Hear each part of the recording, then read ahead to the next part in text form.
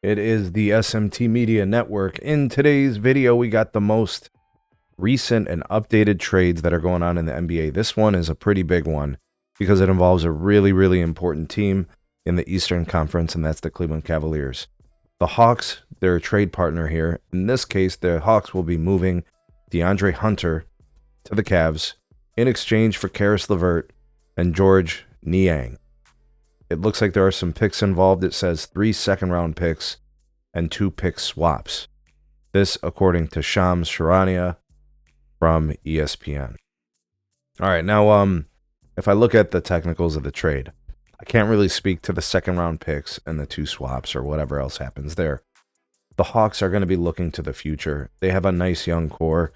I really thought DeAndre Hunter was part of it, but this year for them is kind of a wash with some injuries and, I don't know. I don't know how you guys view the Hawks. To me, I mean, they clearly have a future. Their future is bright. Injuries kind of derailing them. They don't have that kind of talent there. As much as I like, Trae Young, I don't believe in him as the best player on a championship team. I'm not even really sure he's the second best player on a championship team. I think he has some pretty serious deficiencies, whether it's defensively or, whatever else you get. I mean, look, everybody sees him differently. I just think he's a nice player.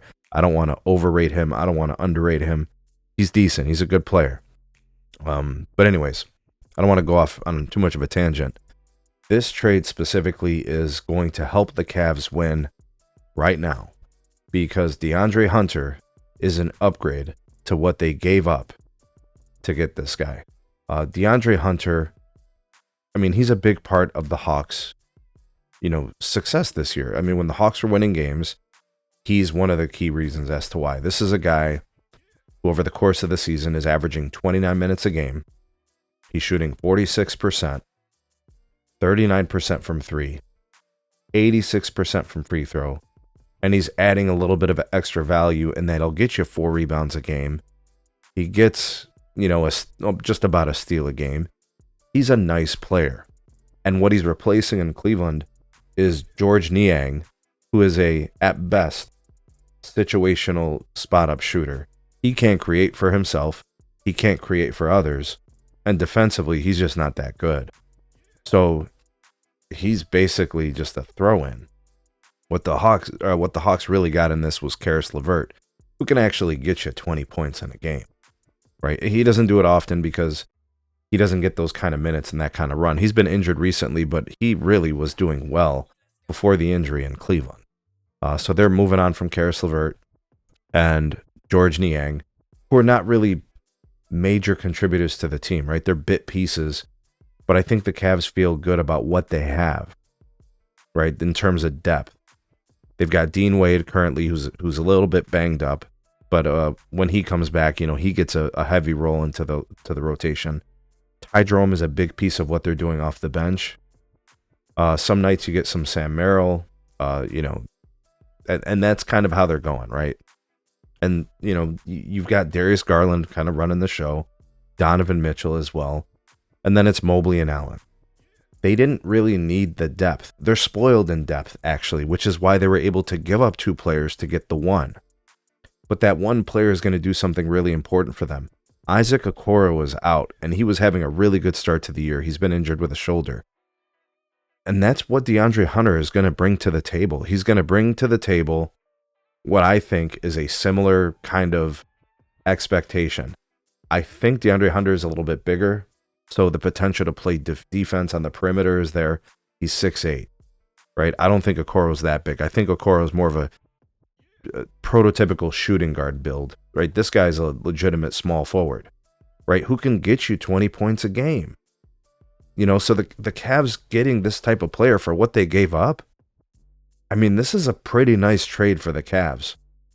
Now, for the Cavs and Kenny Atkinson, what do they do with DeAndre Hunter? Do you automatically just push him into the starting lineup? Because right now you've got your guard situation is as good as it can be, with Garland playing at an incredible all-star level. Donovan Mitchell, obviously, he's a star. And then you've got Mobley and Allen. And with Isaac Okoro out, and you've been filling in with like Dean Wade and Sam Merrill, and you've been trying to get these guys rotated in, Max Strus. I think DeAndre Hunter comes in.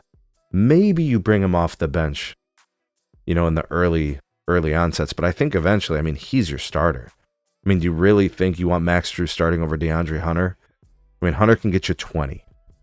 I don't know if he gets you 20 with GG and Donovan on the team. And then Mobley. We don't want to see Mobley regress, right? We want to see him continue to ascend. So maybe the role for Hunter is off the bench. Or maybe he starts, but he gets more of the opportunities when the second string comes in, right? The second team comes in, which is going to be there's going to be just more opportunities for him. When Mitchell grabs a seat, or if Garland grabs a seat, he gets kind of some opportunities there. I like this. I have no doubt that Kenny Atkinson's going to find a spot for him. I think he's got a really important impact potential as a perimeter defender with the length. I think also additionally with the scoring off, the second team kind of thing, he can do something. And the Cavs upgraded their roster. This is a really good signing for them. This is a really good trade for them. And I don't think they really had to give much up. As much as I liked Karis LeVert, I like DeAndre Hunter better. Niang is just a throw-in. I don't think he was doing anything for anybody. He was, at best, a situational spot-up shooter, when you're either winning or getting blown out. I don't know what he was really doing for them. Rah, rah, rah, everybody loves a good teammate and all that, but you got to produce, right? And he's just way too inconsistent to even make him a notable player worth mentioning. So, yeah, I think the Cavs upgraded. This is good for them, and this bolsters their opportunities, I think, in matchups against teams like the New York Knicks, Milwaukee Bucks, and Boston Celtics. Good trade for them. Cavs win this one. I think it's proof that Atlanta's kind of trying to rebuild a little bit and rejigger their roster a little bit and kind of move in a different direction, dealing with injuries and such. But we'll see what they do in the offseason. I think they're kind of looking forward a little bit. The Cavs in win now mode, bolstering their lineup, bolstering their roster. I think they strengthened it a little bit. What do you think? Like, share, and subscribe. Sound off in the comments below. We'll see you guys on the next one.